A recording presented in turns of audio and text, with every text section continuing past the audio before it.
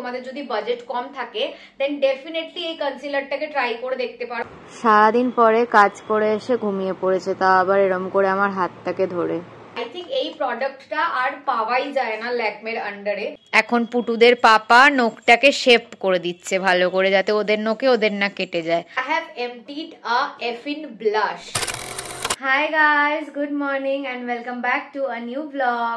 So সব কাজ ফাজ কমপ্লিট করে ভালো করে একদম ফ্রেশ হয়ে নিলাম। আজকে আমার ভ্যাকসিন ডে ছিল। আজকে লাঞ্চ নিয়ে চলে এসেছি। লাঞ্চে আজকে আছে হচ্ছে মাংস অ্যান্ড রাইস। অনেকদিন পরে পুটুদের নখ কাটা হচ্ছে। আমি নখ ফোক কেটে ভালো করে দিয়েছি। এখন পুটুদের পাপা নখটাকে শেপ করে দিচ্ছে ভালো করে, যাতে ওদের নখে ওদের না কেটে যায়। আর এটা আমি এখানে হাতটা দিয়ে রেখেছি কারণ এখানে রিওর প্রাইভেট পার্টস দেখা যাচ্ছে, যাতে দেখা না যায় তাই হাত দিয়ে লুকিয়ে রেখেছি। আর রেভেনেরও নখ কাটা হয়ে গেছে। রেভেনেরও নখটা শেপ করে দেবে একটু পরে, রিওরটা করে দেওয়ার পরে। তো এখানে আমরা গেছিলাম আমাদের পাশে একটা রেস্টুরেন্টে, স্পাইসি রেস্টুরেন্টের নাম, আমাদের বেলঘরিয়া স্টেশনের কাছে। ওখান থেকে আমরা এনেছি হচ্ছে 2টো চিকেন রোল। এখন আমরা চিকেন রোল খাবো, খিদে পেয়েছে খুব। অনেক দিন হয়ে গেছে আমি বেড কভার আর বালিশের কভার এগুলোকে কোনো কিছু চেঞ্জ করিনি, তো এখন জলদি আগে এগুলোকে চেঞ্জ করে নেব। সো ভালো করে চাদর পাতা হয়ে গেল, এবার বালিশের কভারগুলো জলদি ভরে নিই। সো এখানে সব বালিশের কভারও ভালো করে ভরা কমপ্লিট। এন্ড আপাতত আমি এখানে দেখছি গোপাল ভাঁড় সারাদিন পরে কাজ করে এসে ঘুমিয়ে পড়েছে, তা আবার এরম করে আমার হাতটাকে ধরে। একজন আমার ইরিটেট করে মেরে ফেলছে। এখানে একটু রুটি রয়েছে, সঙ্গে রয়েছে মাংস, সঙ্গে রয়েছে আপেলের মতো দুটো পেঁয়াজ। No, you're wrong, babe.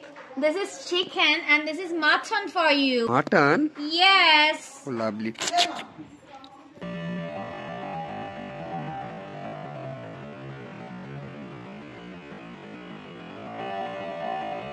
So এখানে বেড পুরো ক্লিন করে নিয়ে, সো আমার ডিনার কমপ্লিট হয়ে গেছে। সো অনেক দিন হয়ে গেছে আমি তোমাদের সাথে আমার কোনো রকমের এমটিজ রিভিউ ভিডিও শেয়ার করিনি, তো ভাবলাম আজকে যখন ব্লগটা একটু ছোট হয়ে গেছে একটা ভালো অপরচুনিটি পেলাম তোমাদের সাথে আমার এমটিজ রিভিউ ভিডিও শেয়ার করার। তো আজকে আমি তোমাদের সাথে শেয়ার করব 5টা মেকআপ এমটিজ ভিডিও। এন্ড যারা রেগুলারলি মেকআপ করে বা স্কিন কেয়ার করে, যারা এইগুলোর সাথে একটু কি বলবো রিলেটেড, এগুলো করতে পছন্দ করে, তারা খুব ভালো করে জানবে যে মেকআপ প্রোডাক্ট এমটি করা একটা কত বড় হিউজ একটা টাস্ক। মেকআপ প্রোডাক্ট খুব জলদি এমটি করা যায় না, বছরের পর বছর লেগে যায় একটা মেকআপ প্রোডাক্ট এমটি করতে। আর সেই জায়গায় আমি 5টা মেকআপ প্রোডাক্ট এমটি করেছি। সো চলো জলদি তোমাদেরকে দেখিয়ে দিই সেগুলো কি কি। সো একদম ফার্স্টে আমি যেটা এমটি করেছি সেটা হচ্ছে একটা blush. So this is a blush from Blue Heaven. এই যেটার সামনের যে গ্লাস প্যাকেজিংটা সেটা বেসিক্যালি ভেঙে গেছে, তাই জন্য ওটা আর এখানে তোমরা দেখতে পাচ্ছ না, বাট এইটা হচ্ছে বেসিক্যালি ব্লাশটা। I have emptied a affine blush. মানে ভাবতে পারছো ব্লাশ এমটি করা একটা খুব বড় টাস্ক, কারণ শুধুমাত্র সারা মুখে গালের এইটুখানি জায়গায় ব্লাশ লাগাতে হয়, বাকি সারা ফেসে লাগাতে হয় না। একটা ফাউন্ডেশন, একটা কনসিলার, একটা পাউডার এমটি করা ইজ স্টিল ইজি, বাট একটা ব্লাশ বা একটা ব্রঞ্জার এমটি করা ইজ আ হিউজ ডিল। এটা হচ্ছে ব্লু হেভেনের ব্লাশ। এটা হচ্ছে in the shade 504 diamond. I think এইটাই হবে শেডটা। তো এইটা খুবই অ্যাফোর্ডেবল একটা ব্লাশ আমি বলবো। দিস ইজ আন্ডার ₹500, এইটুকুনি আমি জানি। আমার এক্স্যাক্টলি প্রাইসটা মনে নেই, আর এখানেও কোনো তো প্রাইস ডিটেলস কিছু দেওয়া নেই, তোমরা প্লিজ একটু নায়কার থেকে সার্চ করে দেখে নাও। বাট এটা আমি এমটি করেছি। এটা বেসিক্যালি একটা পার্পল ব্লাশ ছিল, এখানে একটুখানি রেসিডিউ আছে, তো ওটা আমি তোমাদেরকে একটুখানি দেখানোর চেষ্টা করছি। এই যে এইটা হচ্ছে ব্লাশের কালারটা ছিল, একটু পার্পল পার্পল টাইপের একটা কালার ছিল, একটু ডাস্টি ছিল বেসিক্যালি প্রোডাক্টটা, তাই জন্য একটু বেশি বেশি অ্যাপ্লাই করতে হতো। আর যেহেতু বেশি অ্যাপ্লাই করতে হতো যাতে দেখা যায়, তার জন্য নেক্সট আমি যেটাকে এমটি করেছি, যেমনটা কি একটু আগে আমি তোমাদেরকে বলছিলাম, পাউডার এমটি করা খুব একটা হিউজ ডিল না, কারণ ডেইলি লাইফে লোকে যখন ফাউন্ডেশন বা কনসিলার ইউজ করে না, জাস্ট একটু বাইরে বেরোলে অনেকে সানস্ক্রিন মেখে পাউডার মেখে নিতে পছন্দ করে, আমিও মাঝে মাঝে সেরকম করি। তো তাই জন্য পাউডার আমার মোটামুটি রিলেটিভলি তাড়াতাড়ি এমটি হয়। তো আমি এই ল্যাকমের এই কম্প্যাক্ট পাউডারটাকে এমটি করেছি। পুরো দেখতে পাচ্ছ একদম পুরো ক্লিন। আর সাইডে এগুলো দেখে তোমাদের যেটা মনে হচ্ছে সাইডে কিছু পাউডার পড়েনি, ওটা কিন্তু রিং লাইটের জন্য সাইডে মনে হচ্ছে পাউডার লেগে আছে, তোমরা ভালো করে চেক করে নিতে পারো, কোনো পাউডারের কিচ্ছু নেই। আই থিঙ্ক এই প্রোডাক্টটা আর পাওয়াই যায় না ল্যাকমের আন্ডারে। ওরা আই থিঙ্ক প্যাকেজিংটাকে একটু চেঞ্জ করে দিয়েছে, বাট আমি এই প্যাকেজিং এর পাউডারটা ইউজ করেছিলাম। এটা তোমাদেরকে দেয় হচ্ছে 9 গ্রামের প্রোডাক্ট, আর এটার প্রাইস হচ্ছে 145 রুপিস নিয়েছিল। এখন আই থিঙ্ক বেড়ে গেছে, কারণ 145 রুপিসে I don't think so Lakme কোনো পাউডার পাওয়া যায় বলে। অ্যান্ড এইটার শেড ছিল হচ্ছে ন্যাচারাল শেল। আমার খুবই ভালো লাগতো এই পাউডারটা, ফেসে দেওয়ার পরে পুরো একটা ম্যাটিফাইং ফিনিশ দিত ফেসের মধ্যে, যেটা আমার খুব খুব খুব ভালো লাগতো।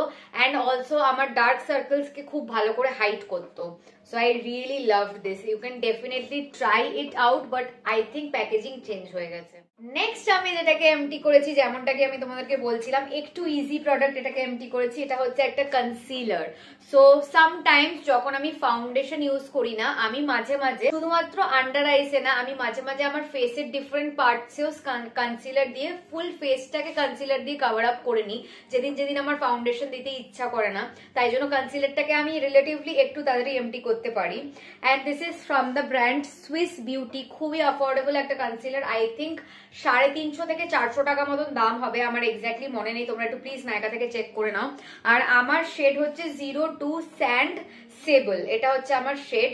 আর খুব খুব খুব ভালো কনসিলার। এত কম প্রাইসের মধ্যে এত ভালো একটা কনসিলার পাবো আমি কোনোদিনও ভাবতে পারিনি, তাও আবার সুইস বিউটির মতন একটা ব্র্যান্ডের থেকে, যেটা আগে হাতিবাগান, প্ল্যানেট এইসব জায়গায় অনেক বেশি পাওয়া যেত, বাট এখন ওরা অনেকটা বেশি বেটার হয়ে গেছে। যেরকম কি Swiss Beauty, Mars, Sivanna Colors, এরকম টাইপের জিনিসগুলো আগে ছোটবেলা হাতিবাগান, প্ল্যানেট এইসব জায়গা থেকে কিনে ইউজ করতাম, বাট এখন এগুলো নায়কা, অ্যামাজন, ফ্লিপকার্ট সব জায়গায় পাওয়া যায়।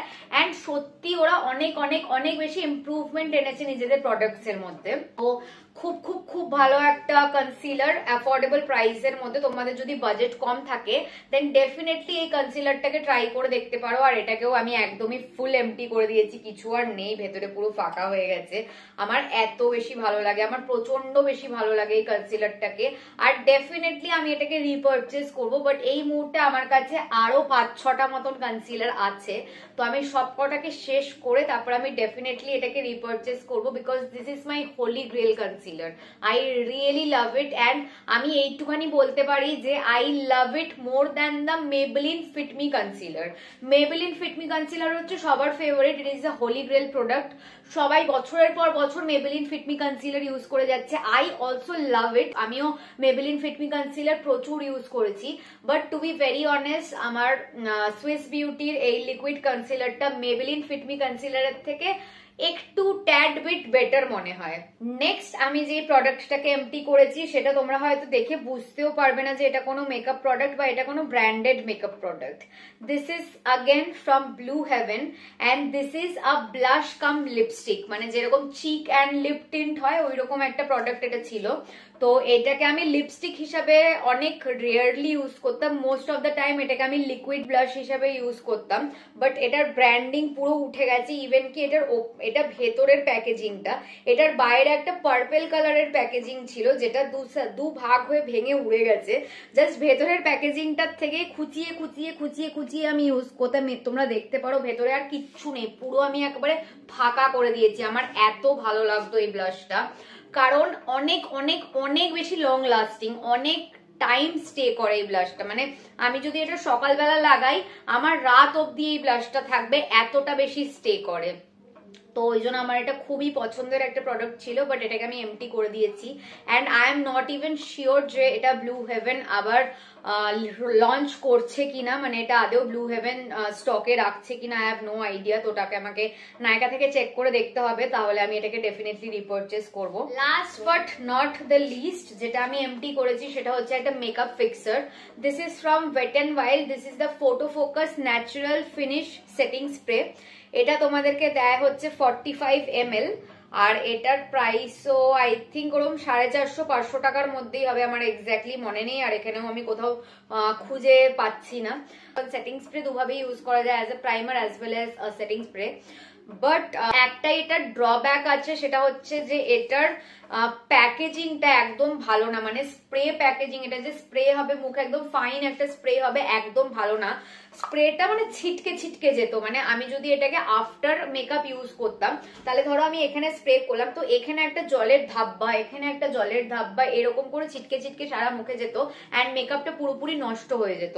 তাই জন্য লাস্টের দিকে প্রথম তো প্যাকেজিং ঠিক ছিল, তারপর আমি জানি না হঠাৎ করে প্যাকেজিং এটার খারাপ হয়ে গেছে, জানি না কিভাবে।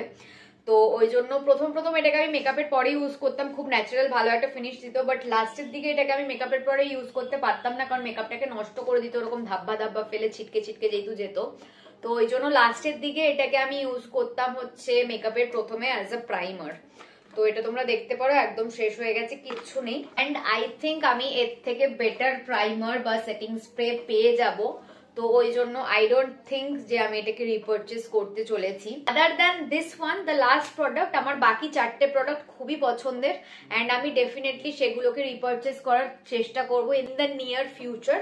বাট লাস্ট ওয়েট অ্যান্ড ওয়াইল্ডের সেটিং স্প্রেটা আমি ডেফিনেটলি রিপারচেস করবো না, যতক্ষণ না আমার সেরকম খারাপ দিন আসছে যখন আমাকে হয়তো শুধুমাত্র ওয়েট অ্যান্ড ওয়াইল্ডের সেটিং স্প্রে পারচেস করতে হবে। সো ইয়েস, অনেকটা বেশি লং হয়ে গেল পার্টটা, বুঝতে পারছি, বাট কিছু করার নেই। তো চলো আজকের মতন তাহলে এই এমটির রিভিউটা প্লাস ভ্লগটাকে এখানেই এন্ড করলাম। যদি ভালো লেগে থাকে then please do like, comment, share and subscribe to our YouTube channel, and don't forget to follow us on Instagram as well as Facebook. আবার খুব জলদি একটা নতুন এন্ড এক্সাইটিং ব্লগ নিয়ে দেখা হবে। বাই।